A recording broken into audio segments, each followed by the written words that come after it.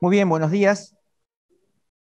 Entre esos 7 u 8 buenos predicadores, yo no estoy. Así que, hermanos, abramos la Biblia en el Evangelio de Lucas, el cuarto Evangelio, el capítulo 1.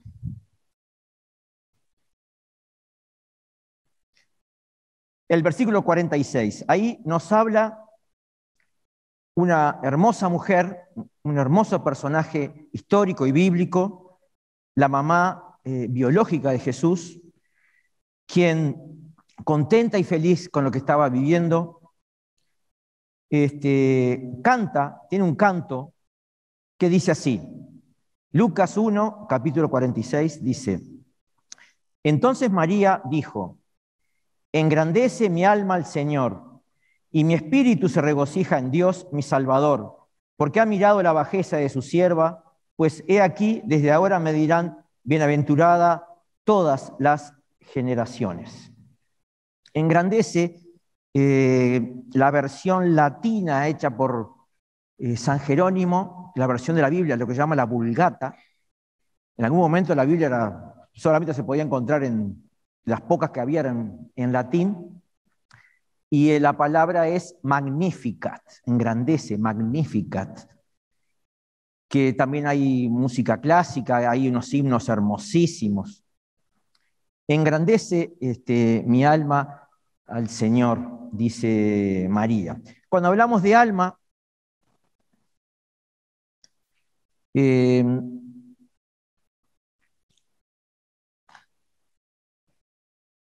ustedes saben que los griegos siempre hablaban de alma y cuerpo.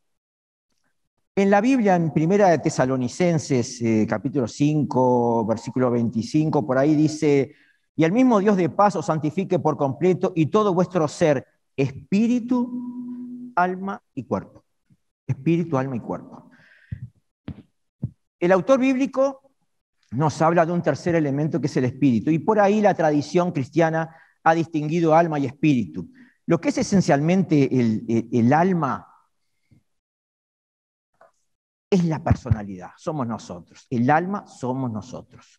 Todos somos un alma, no somos espíritu, tenemos espíritu. Tradicionalmente se dice que el espíritu es eso que nos permite comunicarnos con Dios. Y es un tema espinoso, pero el alma somos nosotros, la personalidad, y trasciende el cuerpo físico, ¿no? Trasciende el cuerpo físico. María dice: engrandece mi alma al Señor.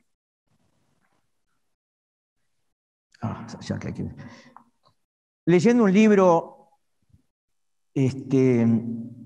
disculpen, pero leyendo un libro sobre masonería, justamente, ¿por qué había crecido tanto la masonería y los rosacruces? Y entonces el tema es: ¿qué pasó en estos 21 siglos de historia del cristianismo? ¿Qué pasó, no? Y bueno, nos encontramos con muchos episodios muy complicados. Por ejemplo, acá tenemos en Francia, en el siglo XII, hubo un pueblo en la ciudad de Albi, que existe hoy todavía, que la gente decía: bueno, no queremos vivir esa iglesia, entre comillas, tan poderosa, esa iglesia con tanto poder. Nosotros queremos vivir la Biblia y queremos vivir austeramente. Y como eso fue mal visto por la mal llamada iglesia del momento, los albigenses o cátaros fueron masacrados, quemados, y se quedaron con los bienes, además, lo que es la iglesia, la mal llamada iglesia del momento. Antes de la Reforma Protestante, en la ciudad de Lyon, hubo un hombre muy rico, un mercader, un hombre que tiene una conversión a Cristo, una conversión. Y este hombre tomó muy al pie de la letra aquel pasaje en que Jesús le dice al joven rico, puntualmente, en una situación concreta, Jesús le dice: vende todos tus bienes y dalo a los pobres, y sígueme. Y el joven rico se fue triste. Pedro Baldo, se llamaba este hombre, lo tomó literalmente y vendió sus bienes, dejó bienes para la familia y vivió austeramente y empezó a predicar el Evangelio, a predicar la Biblia, se le sumó a mucha gente. Y bueno, la mal llamada iglesia del momento los empezó a perseguir, terminaron en el Piamonte, las masacres de valdenses. La iglesia valdense tiene una tradición impresionante, muy anterior a la Reforma Protestante, muy anterior. Y fue otro episodio la verdad, páginas negras, ¿no? Páginas negras. Si ustedes visitan, tienen la bendición, yo la tuve de visitar la ciudad de Praga, hermosísima ciudad de Praga, la capital de la República Checa, en el centro, en la plaza, se van a encontrar con esta hermosa estatua de Juan Hus. ¿Quién fue Juan Hus? Juan Hus fue un sacerdote que quería predicar, pero que la gente entendiera. Entonces, no se podía predicar en latín porque la gente no entendía el latín. Esto era la región de Bohemia, el idioma era el bohemio, el checo. Entonces él empezó a predicar en el idioma local y además hizo todo un trabajo de traducción de la Biblia al idioma local. Esto es antes de la Reforma Protestante. Juan Hus terminó quemado en la hoguera, quemado en la hoguera. Por traducir la Biblia al inglés, para que el pueblo inglés entendiera la Biblia, tuvimos otro traductor que hasta hoy se siguen leyendo los textos, la traducción de William Tyndale, y también Enrique VIII en aquel momento, influenciado por la Iglesia de Roma de ese momento, mal llamada iglesia, por haber traducido la Biblia, William Tyndale también a la hoguera, también fue quemado. Como ahora hubo una pandemia, también hubo una famosa pandemia en el siglo XIV, que se llamó la peste negra, que arrasó con casi las 2/3 partes de Europa. Y hubo grupos cristianos, mal llamados cristianos, que dijeron, esto es una maldición por el pueblo judío. ¿Y qué hicieron? Los mal llamados cristianos persiguieron a los judíos y los ponían en edificios, ahí los encerraban y quemaban a la familia judía. La más famosa fue en Estrasburgo el 14 de febrero de 1349.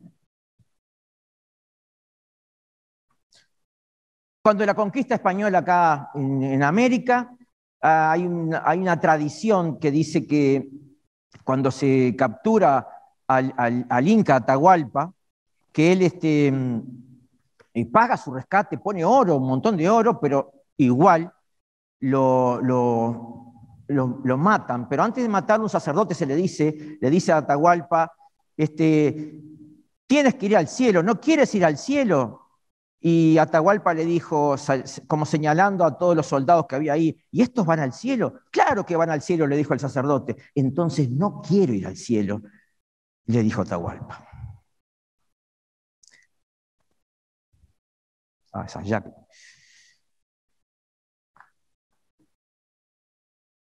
¿Engrandece mi alma a Dios?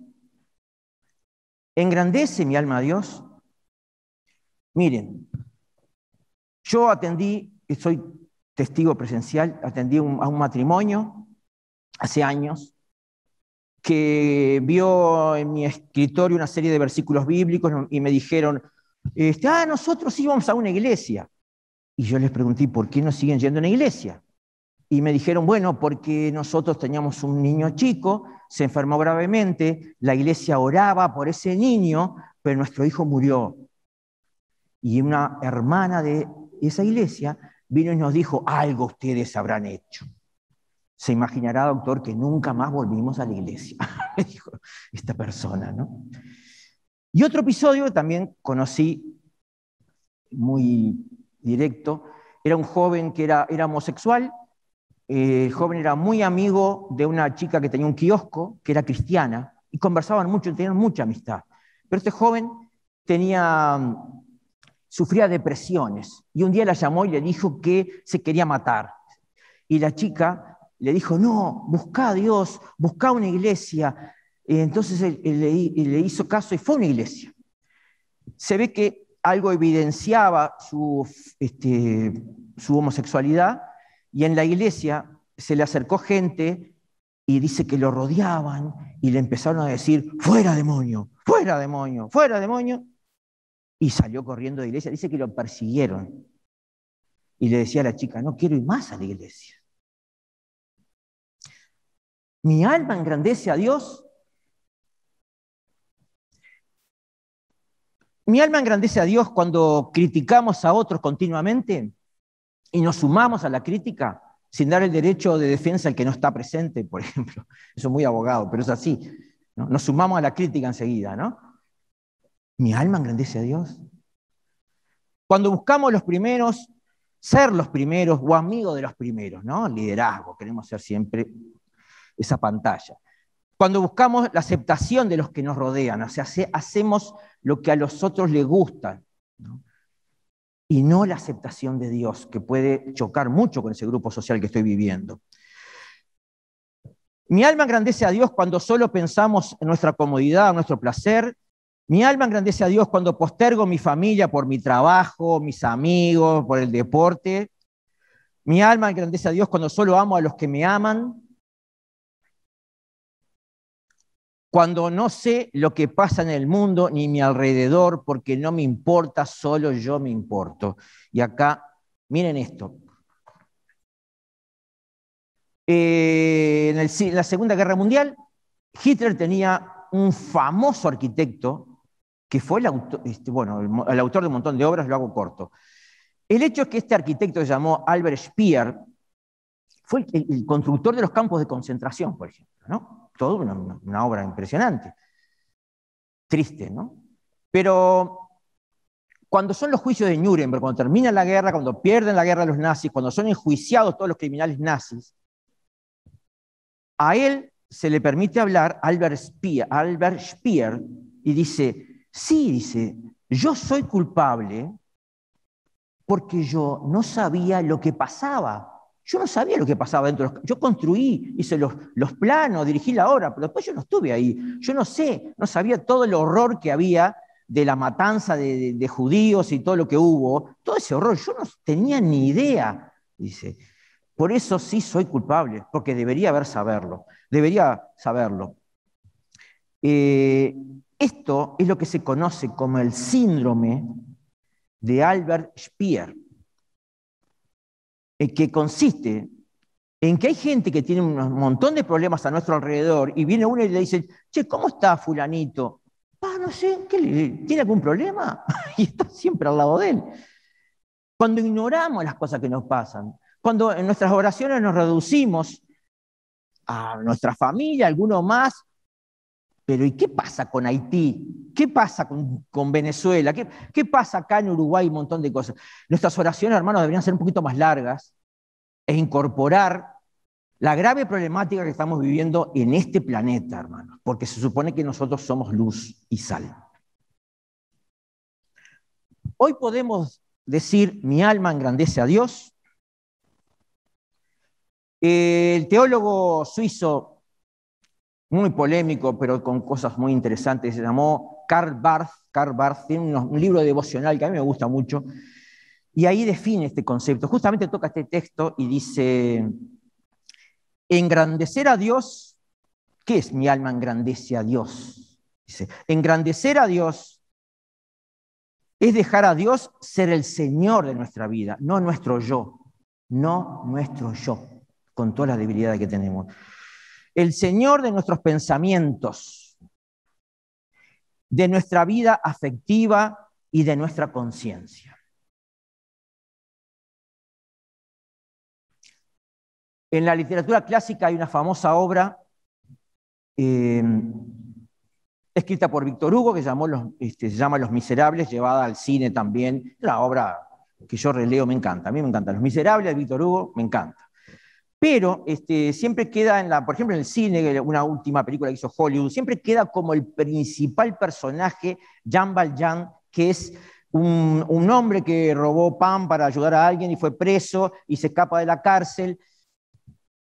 Jean Valjean se escapa de esas cárceles terribles y llega a un pueblo, y en el pueblo llegan la noche y alguien le dice, no se quede en la plaza, vaya y golpee la puerta de esa casa, que ahí lo va a atender el obispo. Y la casa del obispo era una casa horrible, muy chica. ¿Por qué? Porque este obispo, cuando era un cura párroco, que Napoleón lo designó obispo, y cuando lo mandó a un pueblo y él tenía que entrar a un palacio, le habían dado un palacio para el obispado, entonces él preguntó, ¿y dónde está el hospital? Y el obispo fue al hospital y vio que era una casucha sin aire, sin ventanas. Dijo, esta quiero que sea mi casa. Y el hospital que vaya al palacio que yo vivo. Cuando Jean Valjean le golpea la puerta, que era un delincuente mal vestido, etcétera, etcétera, etcétera, el obispo le dice, pasa, te estaba esperando, te invito a cenar, y le dijo al ama de llave que pusiera los cubiertos de plata. Y él le dice, pero usted, ¿por qué me recibe así si usted no me conoce? Claro que te conozco, le dice el obispo. Tú eres mi hermano, le dijo. Tú eres mi hermano. Conmueve esa escena, ¿no? Y nunca lo había visto. Tú eres mi hermano. En la noche, Jean Valjean, el delincuente, porque lo dejó dormir además, se levanta y le empieza a robar los platos y los cubiertos, y el obispo siente que hay ruido, y se levanta, y Jean Valjean le pega y lo lastima y se escapa. En la mañana, golpean la puerta del obispo y vienen los policías, vienen los soldados que habían detenido a Jean Valjean, y le dice, este hombre lleva cosas que dice que usted se las regaló. Y el obispo dice, sí, es cierto, yo le regalé los platos y los cubiertos de plata. ¿Y sabes qué? Te olvidaste de los candelabros de plata, y acá los tienes. Y la policía no entendía nada y se fueron.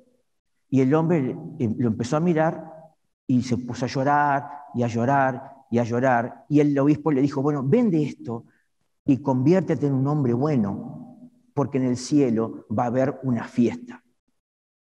Bueno, la película sigue y Jean Valjean se convierte en un gran hombre, la película, la novela sigue, y se convierte en un gran hombre, pero el personaje del obispo desaparece. Y realmente ese hombre sí pudo haber dicho, mi alma engrandece a Dios, mi alma engrandece a Dios.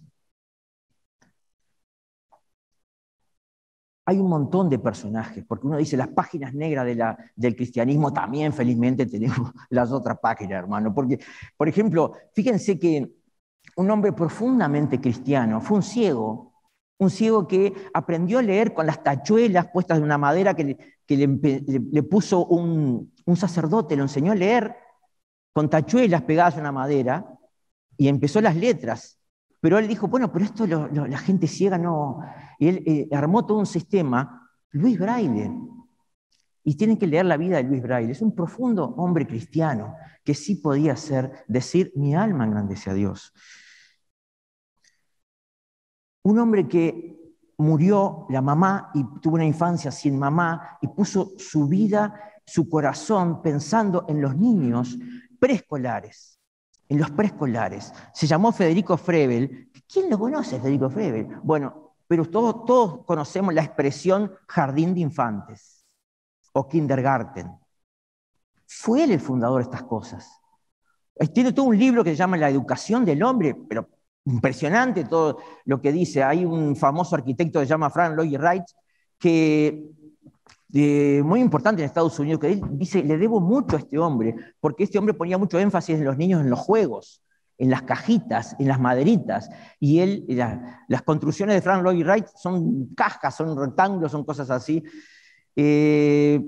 Federico Frebel dijo, educar es ayudar a la persona que se descubra a sí misma, ayudar que la persona tenga paz con la naturaleza, y ayudar a la persona que tenga una fuerte unión con Dios. Eso en la educación uruguaya lo hubieran echado enseguida porque rompía la laicidad, pero lo puso. Era un hombre profundamente cristiano que dejó una obra hermosísima. El lenguaje de señas. ¿De dónde salió el lenguaje de señas? Fue un hombre que era un militar, que se convierte a Cristo, que se convierte en un sacerdote y educaba, pero quería incluir a los sordos, mudos, los quería incluir en su educación, y se puso a armar todo un sistema de lenguaje de señas y se llamó Juan Pablo Bonet. ¿Quién lo recuerda?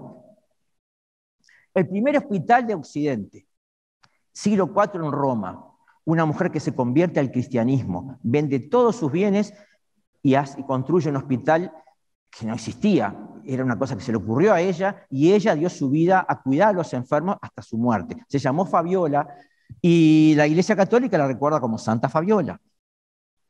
En los hospitales en el Oriente fue alguien que tenía una vida muy complicada, se convierte al cristianismo, se llamó Basilio y también funda hospitales en el Oriente. En Cesarea fue la zona esta. Cuando la guerra de Crimea, los británicos peleaban horriblemente contra los turcos, fue una guerra espantosa, y cayó un ejército de mujeres liderado por una mujer, cosa que llamaba la atención, que dijeron, vamos a ayudar a los heridos. Florencia Nightingale fue la precursora de convertir la profesión de enfermería como algo profesional. El ser enfermero es algo profesional gracias a la obra de ella. Ella, que era una británica aristócrata, dice que iba caminando por un jardín, el jardín de su enorme casa, cuando era joven, y sintió la voz de Dios. Dice, esa mañana Dios me despertó. Hizo una obra impresionante, Florencia Nightingale. Pero para engrandecer realmente, en términos prácticos, la Biblia nos da elementos. Para que nuestra alma engrandezca a Dios, la Biblia nos da herramientas y nos da guías. La principal guía es un pasaje bíblico que está en la carta a los Gálatas, que es Gálatas 5:22. Y lo pongo acá así, que se vea bien, porque si bien nosotros no memorizamos muchos versículos bíblicos, este sí lo tenemos que tener de memoria e incorporarlo a nuestras mentes. Los dones del Espíritu es una cosa. El Espíritu Santo, la tercera persona de la Trinidad, reparte dones distintos. Pero lo que se llama el fruto del Espíritu son cualidades que todos los cristianos debemos tener. El fruto del Espíritu es lo que evidencia que en nosotros ha habido conversión. No que venimos los domingos a la iglesia con una Biblia enorme abajo el brazo, como yo traigo una Biblia enorme. No, es el lunes, martes y miércoles con el fruto del Espíritu. En singular, porque hay un árbol central que es el Espíritu Santo, que si lo dejamos trabajar como corresponde, va a producir el fruto del Espíritu. ¿Y qué es esto? El primer fruto que se habla es el amor. C.S. Lewis, un autor famoso, hablaba de 4 amores: el amor afecto, estorge, el amor fileo, el amor filial, el amor eros, se imagina lo que es el amor eros, erótico, y habla del amor ágape, el amor ágape. El amor ágape está brillantemente, magistralmente definido por el hermano Pablo, San Pablo, en 1 Corintios 13. Cada vez que uno va a un casamiento, especialmente en estas catedrales, leen 1 Corintios 13. El amor todo lo soporta, todo lo espera, todo lo sufre, no busca lo suyo. ¿Qué va a ser el amor de pareja ese, no? A mí me gusta porque yo leo, escucho eso y digo, ¿qué va a ser el amor de pareja? No busca lo suyo, todo lo soporta, todo lo sufre. Impresionante Pablo cómo lo define. ¿Pero por qué? Porque es el amor de Dios. Dios es amor, pero el amor no puede convertirse en un Dios, porque cuando el amor se convierte en un Dios, vienen los problemas. Por ejemplo, los nacionalismos, ahí empiezan las guerras. Los problemas de pareja, ahí están hasta los femicidios. Las ideologías, hasta los campos de concentración nacen. No, al revés. Dios es amor. El amor en la Biblia no es una opción, es un mandato. Desde el Levítico, desde la Torá, desde los primeros textos de la Biblia se nos dice, amarás a tu prójimo como a ti mismo. Y eso fue una norma, es como una norma legal que hay allí, que llamó la atención. ¿Cómo que como a mí mismo? Hay parte de la base que tenemos que amarnos, aceptarnos, porque nadie puede dar lo que no tiene. En primer lugar, tenemos que amarnos en el buen sentido de la palabra, no egoísmo, ¿no? Aceptarnos como somos. Y debemos amar al otro como a nosotros mismos.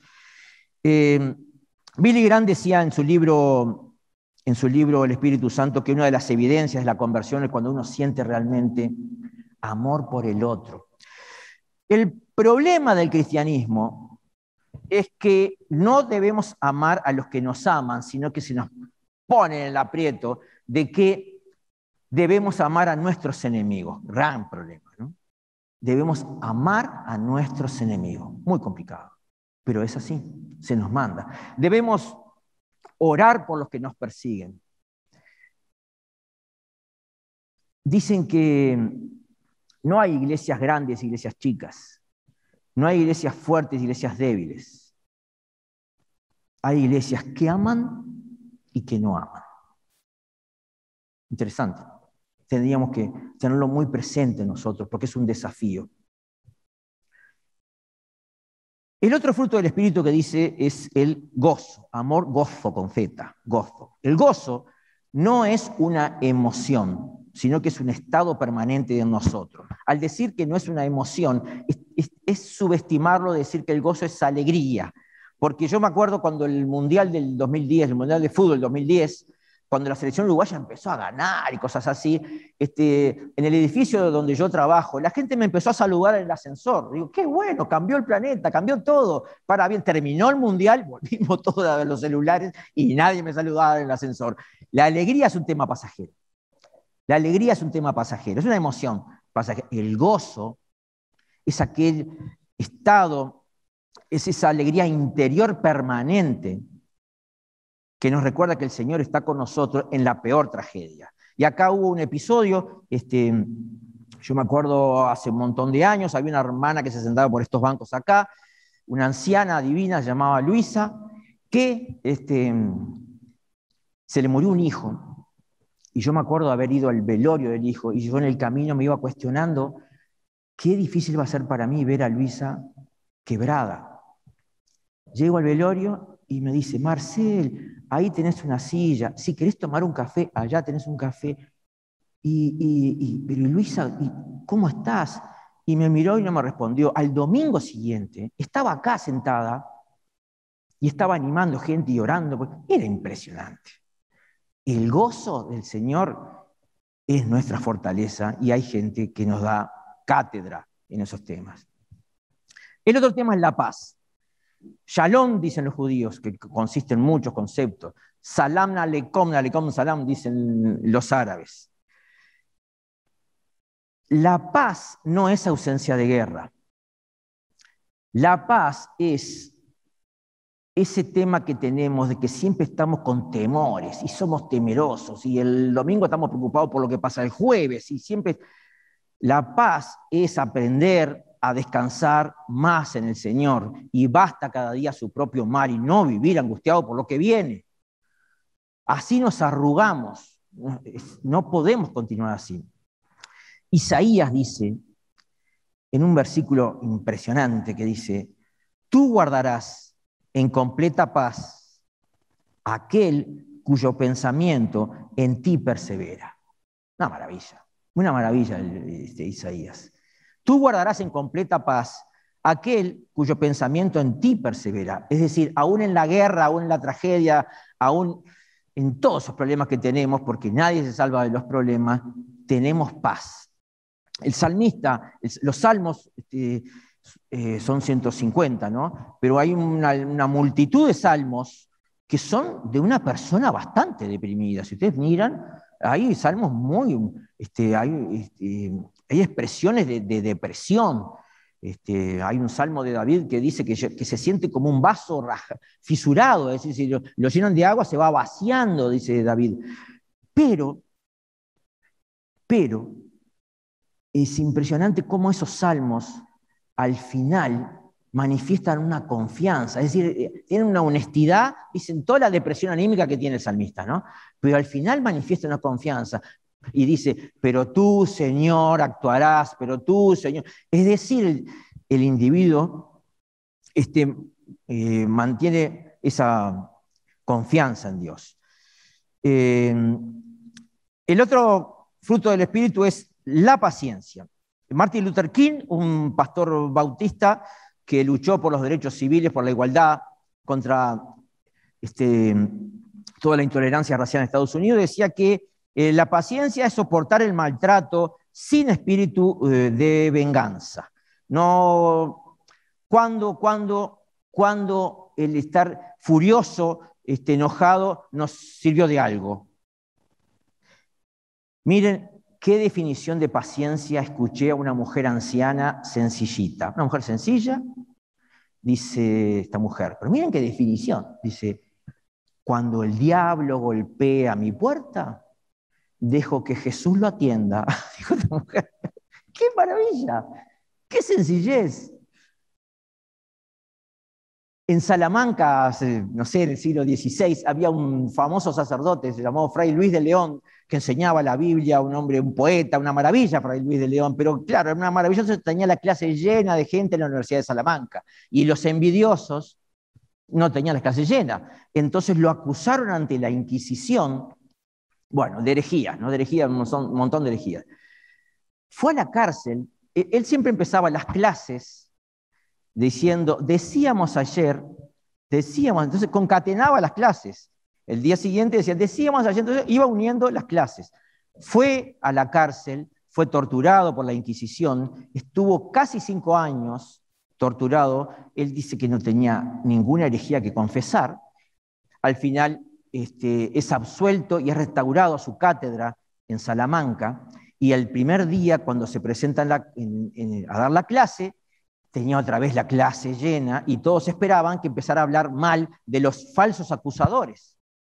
Y Fray Luis de León dijo, decíamos ayer, borró 5 años de su vida y siguió como si no hubiera pasado nada. 2 ejemplos de paciencia que hablan por sí solos. La paciencia es aprender, no es esa que decimos, ay Dios, dame paciencia, no, tenemos que aprender a tolerar al otro. Bien, si somos honestos, sabemos que muchas veces hay gente que, seamos honestos, ¿no? No soportamos. Hay gente que yo no la soporto, hay gente que no la soporto. A mí me pasa. Así que hago una confesión pública, ¿no? Y me acuerdo que me llegó un texto a mi mano, que fue como un milagro, porque tenía un tema ahí que rechazaba a una persona yo, que me decía que miráramos a la gente que rechazamos como nuestros maestros. Y yo decía, ¿cómo voy a mirar como mi maestro, fulanito, que no lo soporto? Sí, porque él es la frontera de mi amor, el límite de mi amor. Hasta ahí llega mi amor. Entonces yo tengo que vencer eso. Y si se nos manda a amar al prójimo, tenemos que tolerar. Somos muy tolerantes con todo tipo de personas, muy abiertos y comprender y saber esperar. Y bueno, y hay que tener mucha paciencia. Benignidad. Benignidad es, por ejemplo, el típico caso de cuando un juez tiene que dar una condena por 10 años, se la da por 3 años. Es decir, fue benigno en la condena. Es ser condescendiente con la persona. Tenemos que ser benignos.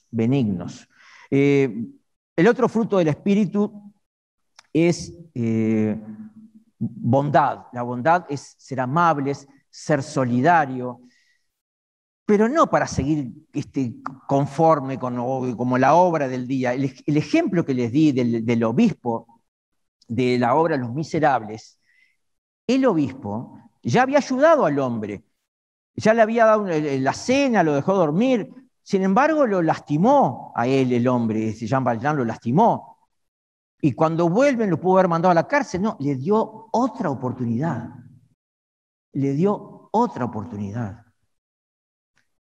Esa es el corazón de la amabilidad, de la solidaridad y del amor. Gran ejemplo, ¿no? Gran ejemplo. Fe, y vamos terminando, fe no es la definición bíblica de fe, sino que acá está en lugar de fidelidad. Si quieren ejemplos fuertes de fidelidad, pueden leer el capítulo 3 del libro de Daniel, donde hay 3 personas, los amigos de Daniel, van a ser condenados por no querer adorar una estatua, y van a ser condenados al horno de fuego. Y los 3 amigos de Daniel, capítulo 3, versículo 15, por ahí, le dicen al emperador, esto nosotros contigo no lo vamos a discutir. Nuestro Dios, si nos quiere liberar del horno de fuego, lo hará. Y si no, no vamos a adorar igual. Es decir, aunque Dios no me haga un favor, yo sigo fiel. Y si no, mostró la fidelidad a esta gente. Fueron al horno de fuego y por el milagro se salvaron, pero previo al milagro hubo una actitud de impresionante fidelidad. Yo tenía un conocido que perdió la esposa cuando justo había nacido el bebé, y bueno, fue toda una tragedia su vida, pero me dice, un hombre, yo lo conocí mayor, y me dice, yo creo que no estamos tan llamados a ser felices en términos humanos, sino que estamos más bien llamados a ser fieles. Siempre me quedó grabado eso, y la verdad que es muy interesante. Mansedumbre, el manso no es el cobarde, el manso no es el débil. El manso es Jesucristo. El manso es el que sabe poner la otra mejilla. El manso es el que sabe tolerar la ofensa y no responde mal por mal. Y si quieren saber bien lo que es el manso, podemos ver todo el Sermón del Monte. La Biblia dice que Moisés fue un hombre el más manso, el del momento. Tuvo que soportar al pueblo de Israel con sus quejas y sus quejas y sus quejas. La mansedumbre. Y el último fruto del Espíritu, y terminando, es la templanza. La templanza es el autocontrol. El autocontrol es lo que me ayuda a cumplir con el otro fruto del Espíritu. Es decir, yo digo que no. Por ejemplo, hay muchas tentaciones que vivimos. Siempre pensamos en las sexuales. Sí, también las sexuales son muy importantes. Pero el dinero es muy tentador. Porque además, como nadie me ve, como todo el mundo lo hace, yo hago lo mismo sabiendo que está mal y me quedo con dinero que no es mío. Entonces, aunque nadie me ve, aunque todo el mundo lo haga, Dios sí me ve. Y yo tengo que agradarle a Él. La templanza es el control de decir que no, aunque parezca ridículo el grupo en que estamos. Porque van a decir, no, pero muchachos, esto lo hacemos todo, dejate de pavada. No, yo no lo hago. No, yo no lo hago. Y bueno, sí, uno pierde clientes, pierde oportunidad, pierde dinero, sí, se pierde, pero se gana otra cosa mucho más valiosa y eterna. Hay que levantar la puntería, ¿no? Hay que tener más levantada la vista. Bueno, Gálatas 5, 22 y 23, hermanos queridos, es lo que Dios espera de nosotros. Es lo que Dios espera de nosotros. No espera religión, pararnos, sentarnos, medallitas. No. Ir al Cerro de Verdún de rodillas o a Sancó. No.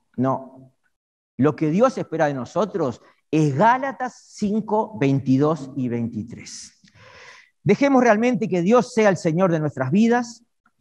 Cuando el fruto del Espíritu sea lo que nos caracterice, cuando lamentemos lo que Dios lamenta, aborrezcamos lo que Dios aborrece y amemos lo que Dios ama, aunque no nos guste, eso es engrandecer a Dios, hermanos. Que Dios los bendiga a todos. Vamos a orar. Les pido que se pongan de pie.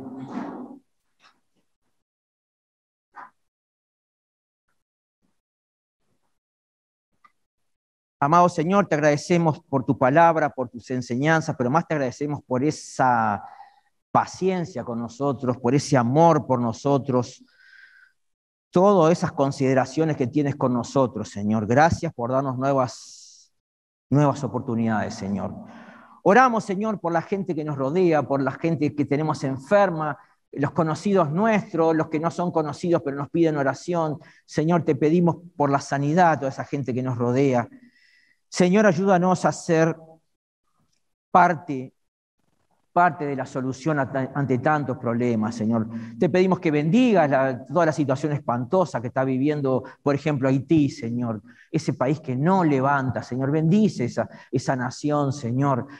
Bendice también la libertad y que se recupere un país como Venezuela, Señor. Te pedimos que bendigas, Señor, que tú liberes a esos países oprimidos como Corea del Norte, como Birmania actualmente. Señor, hay tantos países, hay tantas desgracias. Señor, te pedimos que bendigas el Uruguay, que los limpies de narcotraficantes, que los limpies de tantas organizaciones terroristas, Señor, en el nombre de Jesús. Te pedimos, Dios, que este país tú lo bendigas para que se vuelque a ti, abra su corazón a ti. En el nombre de Jesús te pedimos todas estas cosas, Señor de los cielos. Amén, Señor.